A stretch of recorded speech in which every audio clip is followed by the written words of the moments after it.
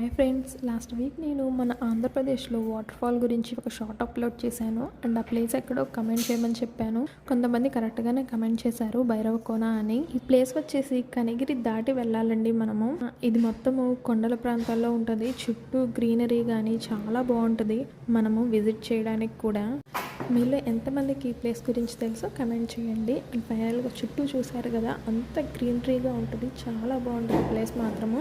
మేము కార్తీక మాసంలో వెళ్ళామండి, అందుకే ఇక్కడ అయ్యప్ప స్వాములు, శివస్వాములు కూడా ఉన్నారు. ఇక్కడ ఫెసిలిటీస్ కూడా బాగానే ఉంటాయండి. లేడీస్కి వాష్రూమ్స్ అండ్ అలాగే కోనేట్లో స్నానం చేసి వచ్చాక డ్రెస్ చేంజ్ చేసుకోవడానికి డ్రెస్ చేంజింగ్ రూమ్స్ కూడా ఉంటాయండి.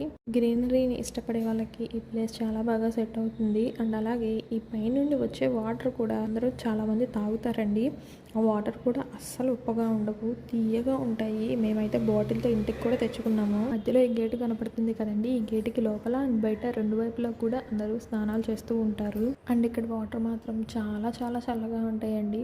మా బుడ్డోడిని అయితే ఆపలేకపోయాము, ఏడుస్తున్నాడని ఒక 10 minutes అలా వాటర్లో ఉంచి తీసుకొచ్చేసాము. ఎందుకంటే వాటర్ బాగా చల్లగా ఉన్నాయి. ఈ ప్లేస్ వచ్చేసి గేట్కి లోపలండి.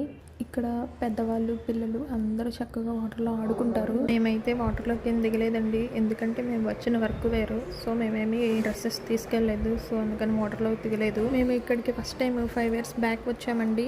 ఇప్పుడు సెకండ్ టైం రావడం. ప్లేస్ వచ్చేసి గేట్కి బయట అండి. ఎక్కువ శాతం పిల్లలు, పెద్దవాళ్ళు ఈ గేట్ బయటే స్నానం చేస్తారు. ఈ ప్లేస్ గురించి మీకు తెలుసుంటే చిన్న కమెంట్ చేయండి. అండ్ అలాగే ఇక్కడ శివుని టెంపుల్ ఉంది, దానికి సంబంధించిన వీడియోస్ నెక్స్ట్ షార్ట్స్లో అప్లోడ్ చేస్తాం.